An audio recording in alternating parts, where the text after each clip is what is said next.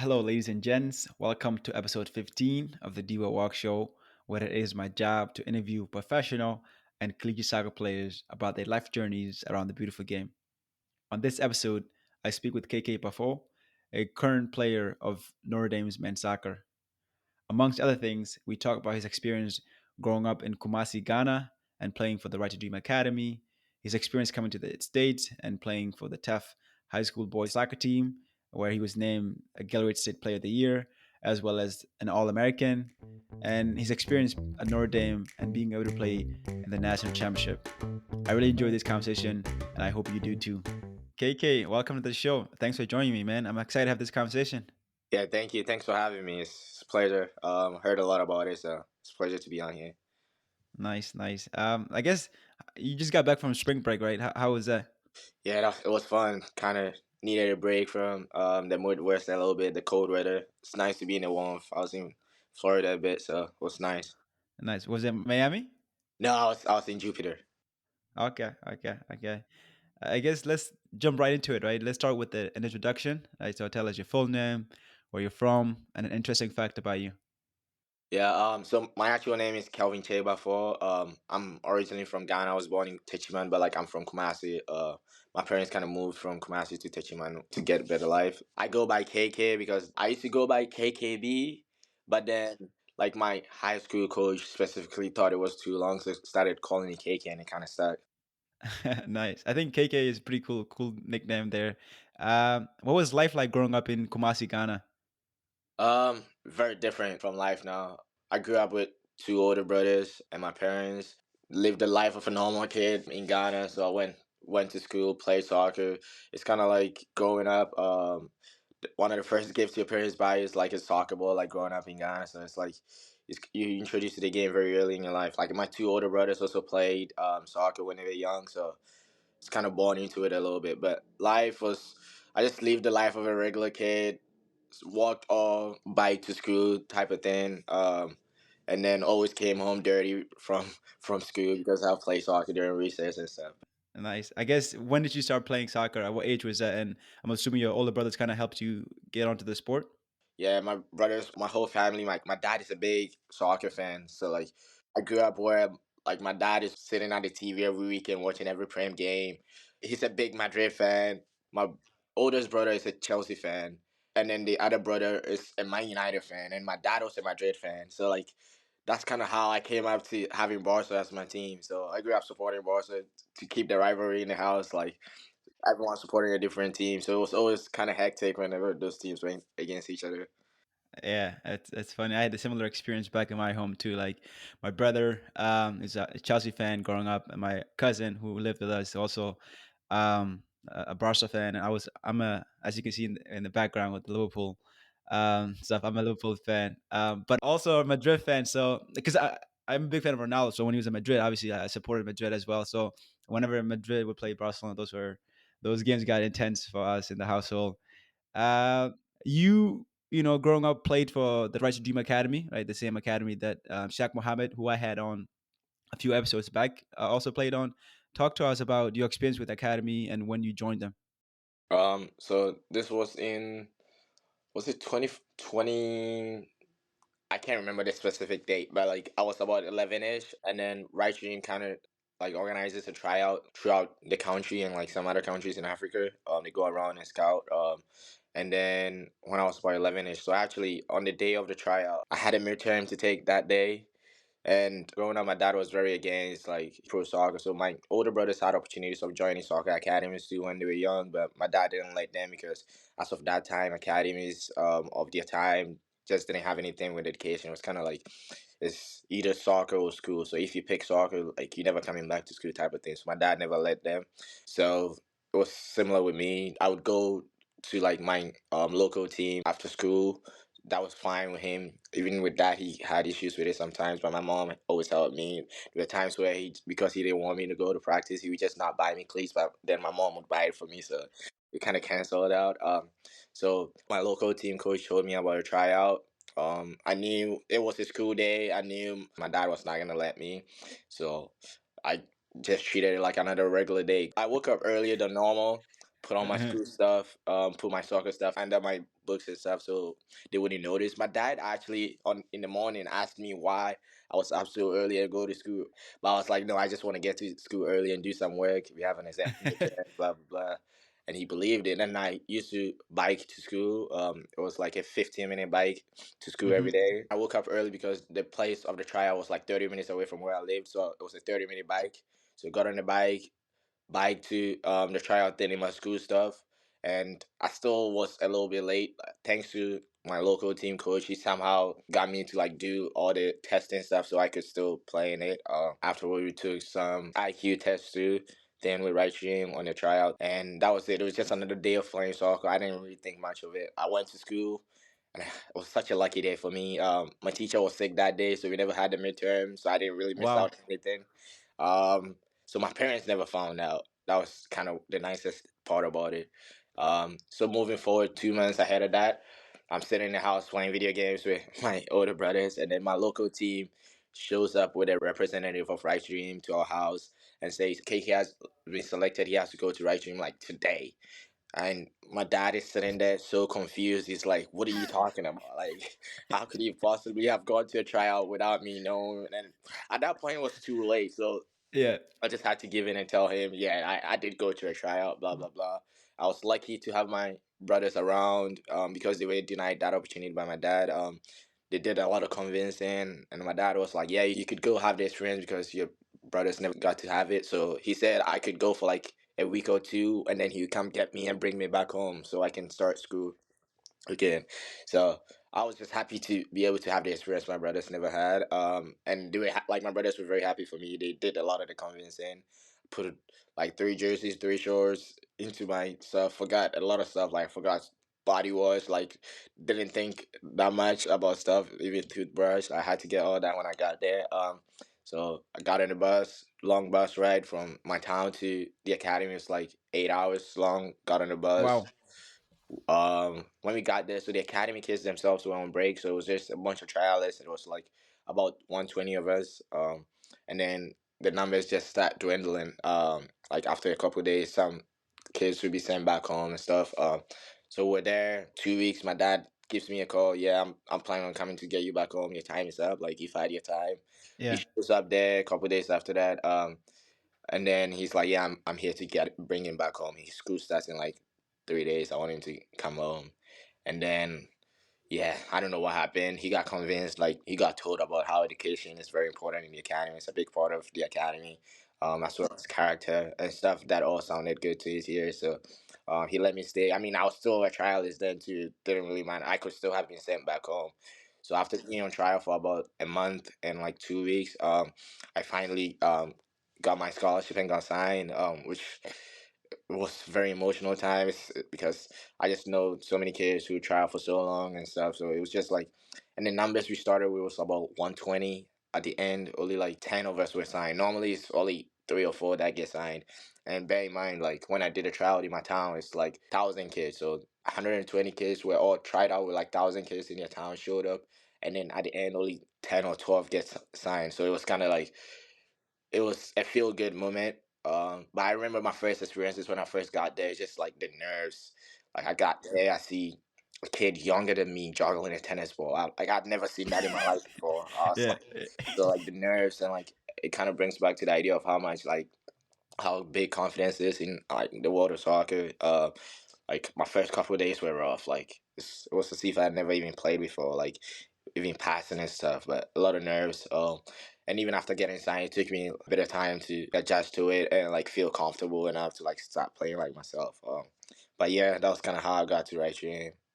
That's incredible story, man, and I'm happy that things worked out. Like there were so many points in that story where things could have went left, but thankfully for you, they went the right way, and look where you are now. So super happy to hear that you were there up until high school, right? And then you moved to the States and went to the TAFT School in Connecticut.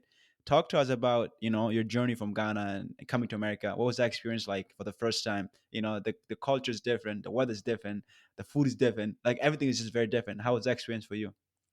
So the academy kind of sets you up a little bit for it. So especially in terms of food, so they make it a very international place, even education wise. Mm, You're taught by teachers from all over the world, so you kind of have a mixed education of like before you get there. Food wise, I was a little bit good. I mean, I still didn't find out I was lactose intolerant till like about 2 years being in the US. Yeah, But yeah, it was kind of like they set us up right, but you can never really know what you're gonna experience until you're actually experiencing it. I was lucky. Bawa, who goes to Syracuse now, one of my best friends, was already a junior at TAFT, so going as a freshman, he was of great help. He helped me figure things around, like knowing where things are.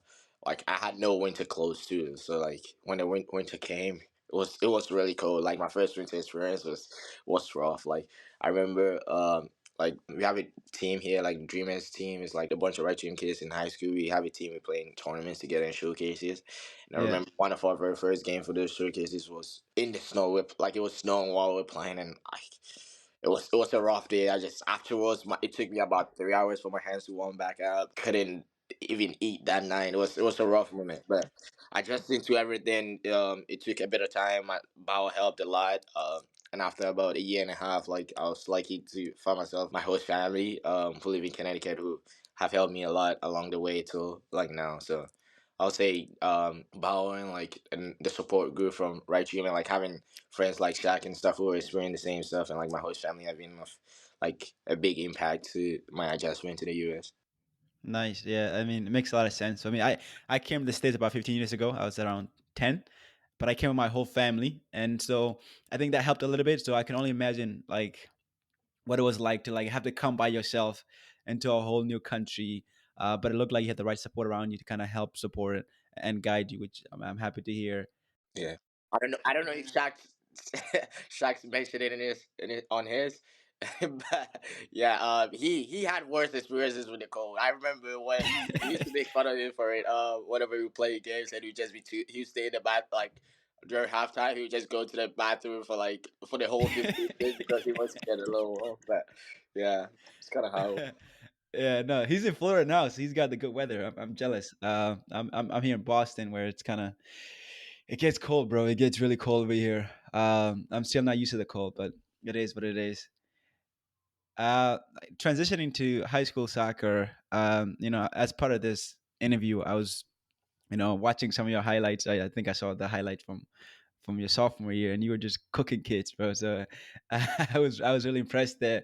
But I think your best season was your senior year, right? At least statistically speaking, right? You led the team to a 19-1 record and score 24 goals and had 16 assists, and went on to win, the Gatorade State Player of the Year and were an All American. I guess looking back on that year, what do you think helped you, both from having that individual success, but also as a collective with a team? Yeah, I would say I was pretty lucky. TAFT, the soccer program, they do a really good job like with recruitment. So like you'd be surprised with like how diverse my TAFT team was. So did a really good job with recruitment. Have some of my best friends from that team. It was like a very like fun experience being around those guys. I would say the difference between that team and like other teams was the fact that it was more fun with that team.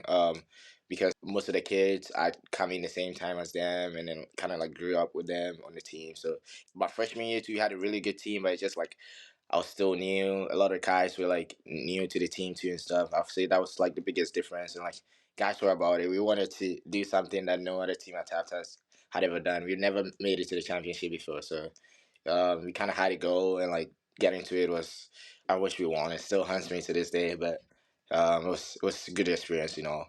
Nice. I'm glad to hear. When did you start recruiting for college soccer? Like about summer of my sophomore year, that's when coaches could reach out. It was kind of like nerve wracking. So on the night before the morning, coaches could reach out. I was like, yeah, I'm gonna stay up and see like who reaches out first. And then somehow I don't know how these things work. I was asleep before 11 p.m. that night, and then so I woke up to a bunch of emails and calls and like stuff, which was pretty exciting to see, and also pretty overwhelming. So but yeah, had the support of like my host family and stuff. So because I didn't really know much about college in America, to be honest, my high school coach helped a lot. Like I had to learn about colleges like then. So I can imagine. I mean, somebody of your caliber had a lot of coaches, wanting to get on the call with you and try to convince you to go to their program.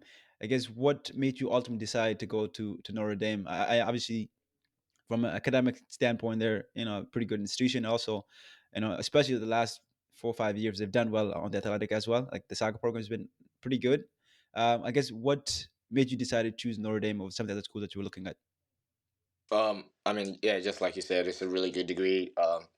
Well, coming to Notre Dame, and they kind of ticked all the boxes. I had good degree, good soccer. The past couple of years, and when I did some research, I saw like year and the year before they had played like a bunch of freshmen, young players. So it was kind of that ideal environment where like if you go and you do well, you get an opportunity to play.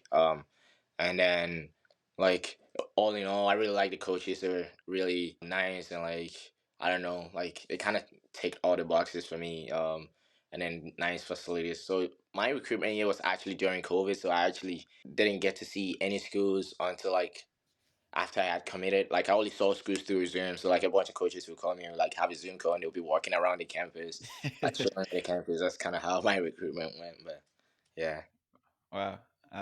Yeah, it looked like it worked out. So I'm happy to hear that. But not the ideal, situation where you're like having to see the campus through a camera as opposed to like being there and like experience that college life and just the atmosphere. But it worked out. So that's dope there. I guess going on to your first year at Notre Dame, right? What was the adjustment like? Right, it looked like you had a pretty good adjustment to college soccer, right? You made it the all freshman team that year. But give us a behind the scenes look into what that adjustment was like, because I think sometimes go from high school to college, irrespective of whether it's D1 or D2 or D3, the pace of the game, the physicality of the game, right, and the fact that like you're now a freshman competing with guys 4 or 5 years older than you, it can make it harder to adjust, and that can sometimes impact your confidence. I had that experience when I was playing in college. Would love to hear your experience and how that adjustment was like for you. Yeah. So like my high school, like the league we played in and stuff, I had to adjust to that. So I came from an academy where it was like all about technical ability and being very tactical, where it was barely physical. Like you played the game more with your head than your physique. It seemed like then I got to TAFT where like my freshman year was just like very physical. You playing against a bunch of post grads, like everything is so physical, like physically demanding. So coming into college, yeah, I'm still not the biggest guy, but it was very physically demanding. Like I got here, and then one thing about college soccer, because of just like high school, because of the running subs too. When I got in, you just had to be so fit because coaches could just sub out and bring in like someone who's not tired. So like fitness is also a big part of it. So that adjustment, I think I was lucky to be here the summer before the season started, working with the our strength and conditioning stuff here and playing on the team here. So it was nice to come into the season fit, which was I think huge because then like on a fitness level, I was the same level as these guys who had already been here. Just I just had to be smarter about the physical aspect of it. But yeah, it all needed adjustment and everything. So and I was lucky enough to be able to break into the team. Nice, yeah. I was doing, as I mentioned earlier, research on this episode, and I came across your goal, your first college goal against Virginia, where you score with 3 seconds left, and to win the game. Talk to us about that goal and your emotions after you score that goal. What's the core memory? It was surreal. I remember like after the game, it just didn't feel real. I don't know, something in my head had not clicked yet. It was still like going in practice or something. Like it just didn't feel real yet. So like a couple days after the game, seeing how big it was, and also like the experience itself of being a freshman. My first goal being that one that I remember forever. And in that game, in that way, against a team of that sort, it was surreal, to put it in short. But yeah, it was. I don't know even know how to explain. We still have a video of one of the coaches jumping into all of us there. But it was, yeah, it was a very surreal moment, and like having the teammates I had made it more enjoyable, and like everyone was so happy for me. To have the experience. I remember my couple of days after going to one of our football games, and then they showed it on the big screen. It's just, it didn't feel real at the moment. So it was great, very cool memory. Nice. It was a great goal. I mean, you got the ball like around the halfway line, and were composed, put it away, and then you had a very cool celebration, which is just super dope. Um, I guess going to your sophomore year, right? You guys, you know, as a program, Notre Dame had a very good year, and for you individually as well, which led up to. Um, Actually, before we get there, let me talk to you about that red card, right? It was a snowy day, and the camera I don't think got the full video of what actually happened. But from what I saw, it looked like you pretty much just put your hands around his like back or neck, and he went down easily. So I guess give us behind the scenes look into everything that led up to that moment, and what happened. It was a weird one. I still don't understand why I got a red card for it. But I don't know from the referee's perspective. I mean, started the game, first 5 minutes of the game, the guy steps on like it's a cold day, so your toes are like frozen at this point. Guy steps on my feet. It was painful, like a couple of times. I had no real intention of like doing anything, but I think the ref probably felt it was retaliation for what the guy had Mm, done. So, but I mean, now we passed it. And if that game was a home game, but to be honest, it felt like an away game. They had more fans than we did at home, and it was cold day. Like no one would really want to be seeing a soccer game at that point. But they had the stands packed. The game. I remember them starting on their toes. Like the first 5 minutes, they'd already had like three chances. Like it was looking scary. I'm lucky the boys pulled that one and were able to get the win, but because I felt like I let them down when I got the red card and them having to play with a man down, but they grinded through it. I remember at halftime, a bunch of the boys coming to me, like I had my head down, was crying. A bunch of the boys came to after me and was like, "Yeah, we'll do this for you. Like, don't even worry about like we got this." So it was very inspiring to see. And at the end of the game, it was cold. I forgotten all about the cold, all the emotions that were flowing through me. I just went onto the field and just slid onto the snow, just like all the boys. It was just such a relief for them to get a win because it just had such a toll on my head to have gotten the red card and let them down at that moment in the season. yeah, and I'm happy to hear that they were to pull through and win it for you because I'm sure it would have made the situation a lot worse, right? If they went on to lose and you would have felt so much worse. But yeah, I think it looked soft because it looked like he just touched his back and he went down easy. But I guess from the ref's point of view, if he already stepped on you, he's thinking, oh, he's trying to get back the guy. So it's unfortunate. But did you miss the next game after that? Yeah, I missed the next game against IU, which is like a rivalry game, and that game was packed. Like I had the opportunity of sitting on the bench to watch a game, and like the whole stadium was packed. People didn't have seats, so I had to sit around the field.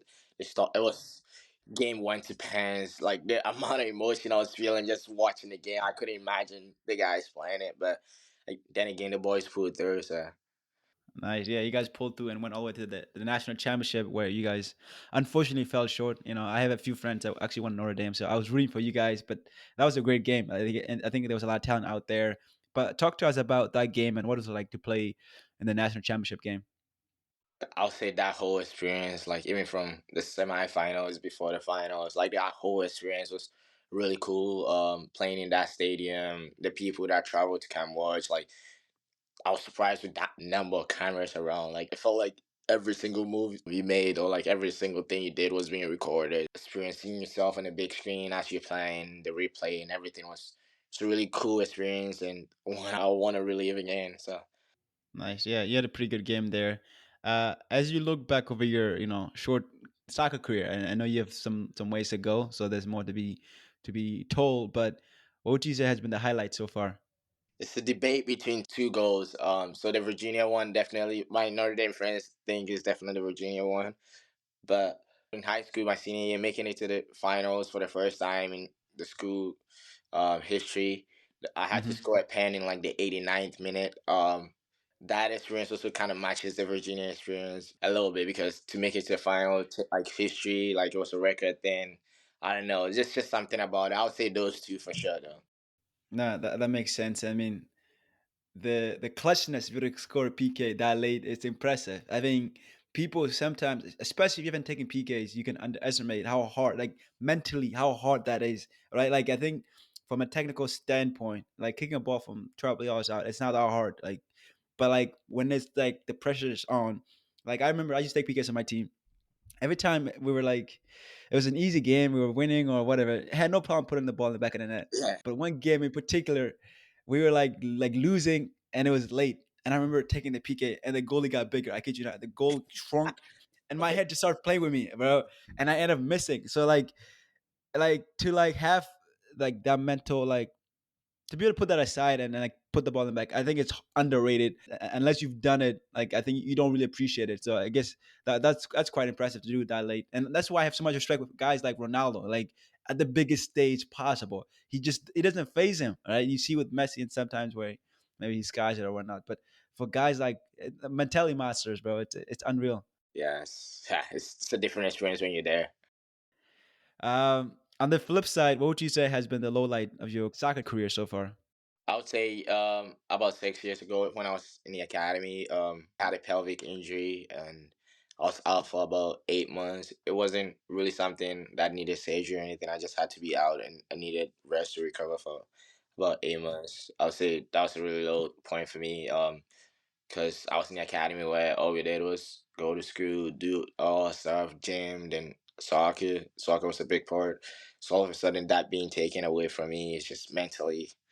It was draining, like being there, all my friends still getting to play, and I just could barely even walk and stuff. It was mentally not the best thing for me, but I guess one thing that helped me pull through was the fact that like I started. I'm not a big reader, to be honest with you. I don't read a lot, but at that time, I would read like autobiographies about soccer players. So I remember I've read Roy Keane's autobiography. I've read Rooney's.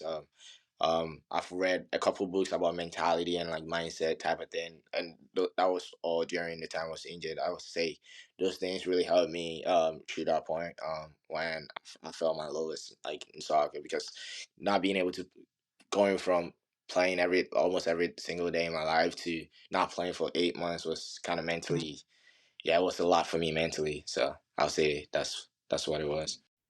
No, it makes a lot of sense. I mean, to have that experience right that early on, it's quite tough to deal with, but it looked like you handled it well, and I'm sure it's something that will help you going forward, right? Like if you were to, God forbid, something like that happen again, you look back on the experience and be like, well, I've been through this, I've done it, I know how to handle it now.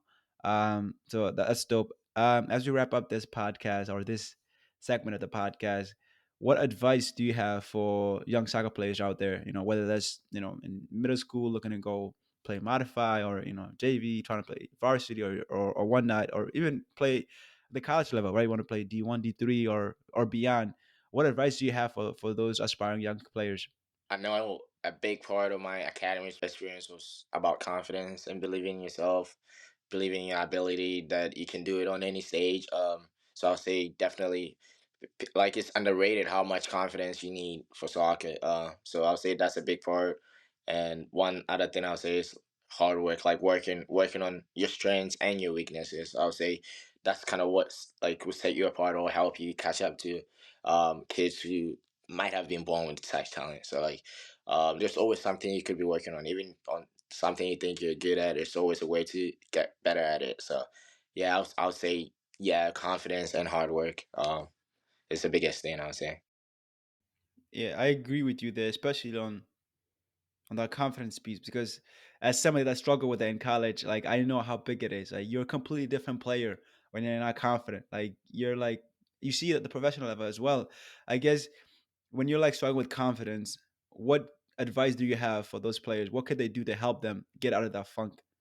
That's the thing. Like, training. I felt like training on your own and doing things and seeing yourself do things good is a big thing because like maybe you feel nervous and everything when you're training with your teammates or like playing games doing stuff trying stuff, but I think it goes hand in hand with hard work.